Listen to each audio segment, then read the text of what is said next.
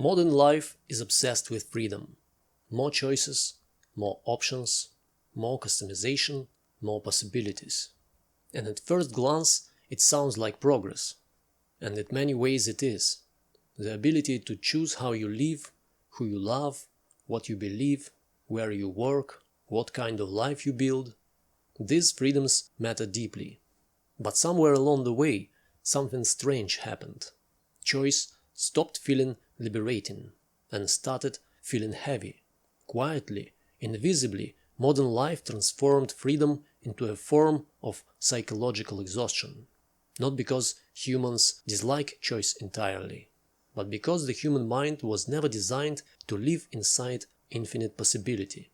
Every day now begins with hundreds of micro decisions. What to wear, what to eat, which messages deserve replies, which content to consume, which version of yourself to present, which opportunity to pursue, which future to optimize toward. Even relaxation requires decision-making. You open a streaming platform and spend 40 minutes searching for something to watch before giving up entirely. Not because there's nothing available, because there's too much available. Modern abundance creates a peculiar kind of paralysis. The more options appear, the more difficult commitment becomes. And eventually, people begin confusing freedom with endless openness. But endless openness has a hidden psychological cost. It prevents arrival. When every path remains available, fully inhabiting one path becomes emotionally difficult. You can feel this tension everywhere now. People scrolling through dating apps while unable to invest deeply in anyone. People changing careers repeatedly while secretly fearing they chose incorrectly. People consuming fragments of thousands of lifestyles online and losing connection to their own instincts. The modern mind exists in constant comparison against unrealized alternatives. And unrealized alternatives are psychologically powerful, because imagined lives rarely contain friction, only possibility. Every unchosen version of life begins glowing softly in the distance, like an alternate universe where everything somehow worked out perfectly. The relationship you didn't pursue, the city you didn't move to, the career you didn't attempt, the version of yourself you never became. Too many choices create too many ghosts. And those ghosts quietly follow people through adulthood. Not dramatically, just enough to create chronic uncertainty. What if there were a better option? What if I settled too early? What if my real life exists somewhere else? Modern culture amplifies these anxieties constantly. Social media exposes people not merely to their own communities, but to millions of alternative lifestyles simultaneously. At any moment you can witness someone living differently, someone traveling, someone building a business, someone living off grid, someone becoming wealthy at 23, someone starting over in another country, someone deeply in love, someone apparently happier than you. The mind was never meant to compare itself against infinite realities. For most of human history, people lived with relatively narrow social environments. Now, consciousness exists inside a global showroom of lifestyles. And this changes identity itself, because identity requires limitation. To become someone, you must eventually stop trying to become everyone. But modern culture rarely encourages this. Instead, it whispers constantly. Keep your options open. Don't commit too early. You can always reinvent yourself. There might be something better waiting. At first, this sounds empowering, until the nervous system becomes trapped in permanent hesitation.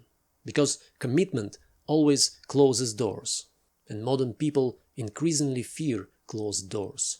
Not because they are weak, because they are overwhelmed by visible alternatives. You can see this clearly in modern relationships. Dating apps create the psychological sensation that connection is infinitely replaceable. Even during meaningful moments with someone, another possibility waits one swipe away. This subtly alters emotional behavior. People become less patient, less tolerant of imperfection, less willing to work through discomfort, because abundance creates the illusion that difficulty is unnecessary. Why struggle when another option exists? But intimacy requires endurance through imperfection. Real relationships deepen partly because people remain present long enough to move beyond fantasy. Too many options interrupt that process. The same pattern appears in entertainment. Music, films, books, videos, podcasts. An endless stream of available content creates constant low-level dissatisfaction. People no longer fully enter experiences, because alternative experiences remain visible at all times. A song plays while 10,000 other songs wait nearby. A movie unfolds while recommendation algorithms whisper about better movies. A book competes against notifications every few minutes. Attention fragments. Nothing lands fully. And fragmented attention creates fragmented satisfaction. Modern life often feels less like living and more like continuously sampling existence. A bite here, a fragment there, never enough immersion for depth. The psychology of choice also reshapes ambition. Previous generations often pursued stable paths, partly because alternatives were limited. Now possibilities feel endless. And endless possibility creates impossible standards. Modern people are not merely trying to build good lives. They are trying to build the best possible life from infinite configurations. The perfect partner, the perfect city, the perfect career, the perfect balance, the perfect self. But perfection becomes psychologically toxic when too many variables exist, because every decision now carries enormous imagined consequences. Choosing one thing means losing countless others, and the mind feels those losses even when they were never realistic to begin with. This creates decision fatigue at existential scale. People delay choices not because they lack intelligence, but because every option feels loaded with irreversible meaning. Should I move? Should I stay? Should I commit? Should I leave? Should I start over? Should I risk stability for freedom?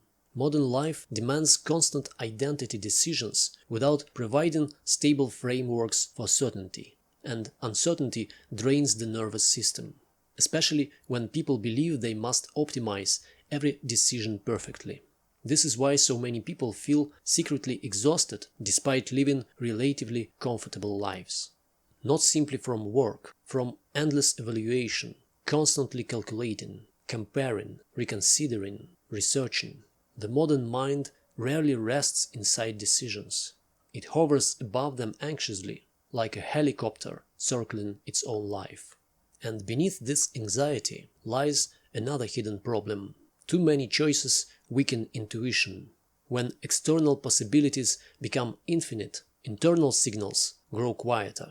People stop asking what genuinely matters to me and start asking which option appears most ideal. But ideal according to whom? Algorithms, status culture, productivity culture, other people's created lives. Modern identity becomes crowded with borrowed desires. People chase goals they never examined deeply because those goals appeared repeatedly inside the digital atmosphere around them. And eventually they wake up inside lives that look impressive but feel emotionally foreign. Because visibility shapes desire. The more something is displayed, the more psychologically important it appears. Luxury, success, constant travel, optimization, aesthetic lifestyles, perfect relationships. Online culture turns existence into an infinite catalog of aspirations. And aspirations multiply faster than fulfillment ever can. The result is a civilization filled with people who technically possess more freedom than previous generations, while simultaneously feeling more psychologically trapped. Because infinite possibility can become its own prison, especially when every decision feels permanent and every alternative remains visible forever. This also changes our relationship with regret. In previous eras, many limitations were external. Now limitations feel internal. If success appears theoretically possible for everyone, then failure begins feeling intensely personal. If another person built an extraordinary life, why haven't you? Modern culture rarely acknowledges how overwhelming infinite self-direction can become. The pressure to design your entire existence successfully is historically unusual and deeply tiring. People now must construct identity almost entirely from scratch. Career, beliefs, relationships, lifestyle, values, purpose, everything becomes customizable. But constant customization can destabilize the psyche, because human beings also need grounding, ritual, continuity, stable reference points. Without them, life starts feeling strangely fluid, endlessly revisable. Nothing settles long enough to feel fully real. This is partly why some people secretly crave limitation, not oppression, just structure. A smaller number of meaningful choices, a clearer rhythm, a quieter life with fewer competing possibilities. Because fewer options sometimes create deeper presence.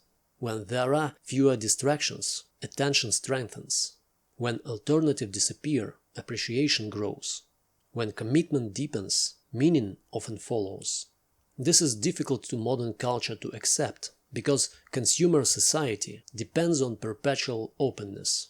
More products, more content, more identities, more upgrades, more possibilities. The economy thrives on dissatisfaction with what already exists.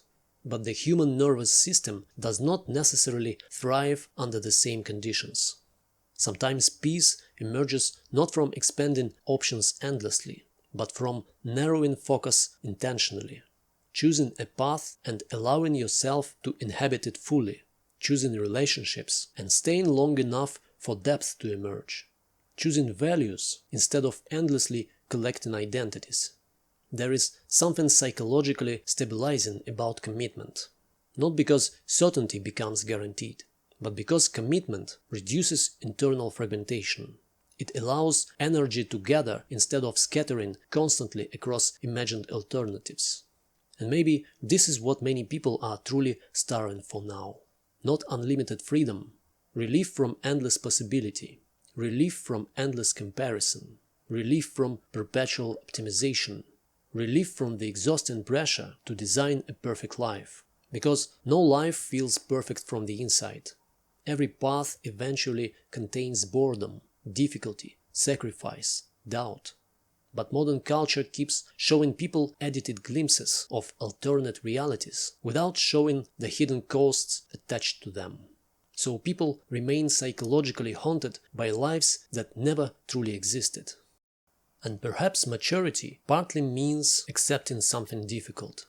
Every meaningful choice closes other doors. Not tragically, necessarily. You cannot fully inhabit a life while endlessly grieving every alternative version of yourself. At some point, depth requires surrender. The willingness to stop standing at the crossroads, analyzing every direction forever. The willingness to choose imperfectly, to miss certain opportunities while embracing others fully. Because a meaningful life is not built through maximizing every possibility simultaneously. It is built through attention. And attention requires limits.